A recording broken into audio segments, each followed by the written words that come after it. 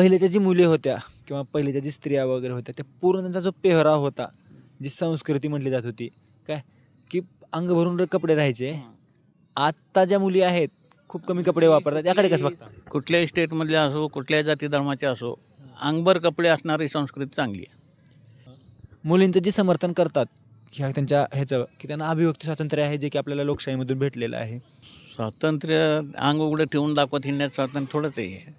तर विचार करायला गेलं तर असं म्हणतात की ती बघणाऱ्याची मानसिकता आहे म्हणतात तुमची, तुम्ही त्या नजरेनं बघूच नका.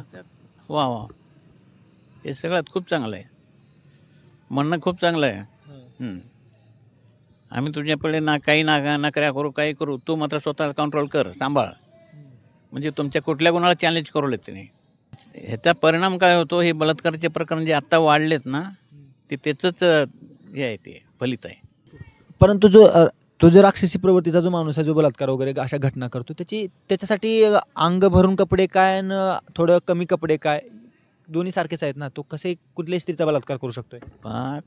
त्यानं 10 ठिकाणी म्हणजे उघड्या अंगाच्या बघितल्या आणि त्याच्या पुढे जर अंग झाकून एखादी मुलगी जरी आली तर तो त्याच्या कपड्याशिवाय बघू शकतो त्याला.